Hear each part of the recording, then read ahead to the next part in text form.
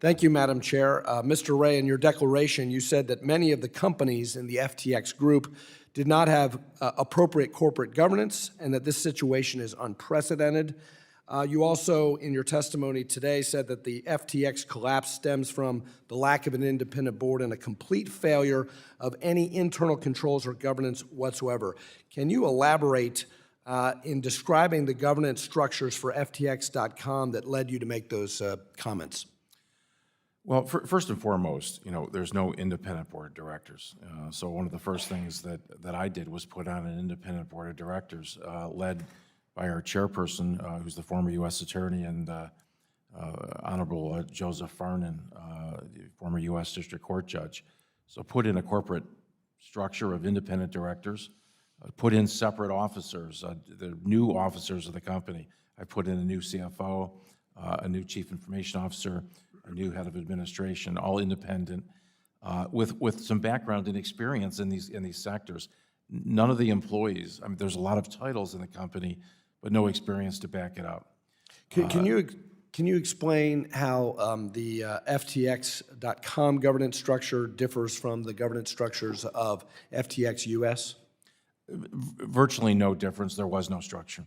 Mr. Ray, in your work so far, have you examined the governance structure or the flow of assets to the FTX Foundation or its various affiliates, including FTX Community, FTX Climate, or the Future Fund?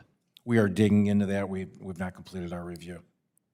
I am curious in your work whether or not you will determine whether those entities were established properly as non-profits or whether or not the funds received were improperly transferred customer accounts. Do you have any visibility into that yet?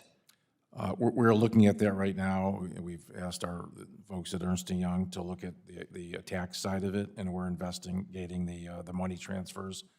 So you can be sure we're going to dig into those details. Was the FTX Foundation and those other not-for-profit, ostensibly not-for-profit entities, were they completely separate from any of the for-profit entities?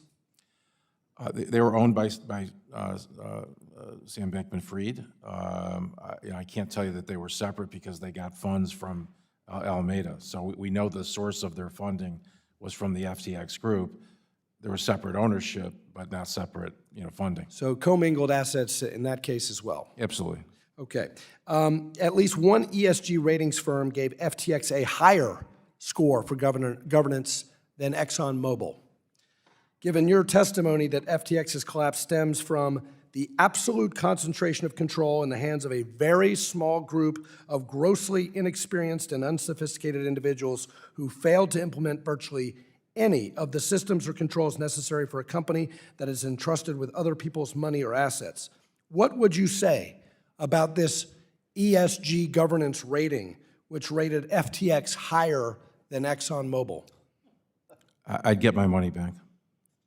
Can you identify which entities had audited financial statements?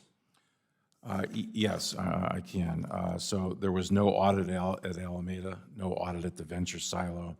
There was audit at the U.S. silo and also audit at the .com silo. I can't speak to the integrity or quality of those audits. We're reviewing, obviously, the books and records. And as I've said earlier, much of those books and records were maintained on, fairly unsophisticated ledger workbooks.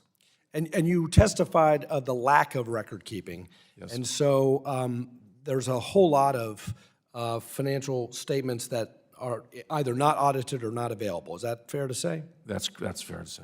In your declaration, you stated that you did not believe that those audited financial statements were reliable. Can you elaborate on why you believe that to be the case? Well, we've lost $8 billion, right, of customer money. So by definition, I don't trust a single piece of paper in this organization. Sam Bankman-Fried, in his testimony to this committee on December 8th of last year, said that FTX has designed and offered a platform with a market structure that is risk-reducing. To be sure, there are irresponsible actors in the digital asset industry, and those actors attract the headlines, but FTX is not one of them. Was that statement incorrect? False, yes. Thank you. And let me conclude by describing what is going on here by a popular crypto commentator. If you set up an exchange where you're the market maker, you're the issuer, you're the prime broker, and then you trade against your own customers, you have a vested interest in creating the assets, promoting the assets, and manipulating the price of the assets. What you have is a crypto casino. I yield back.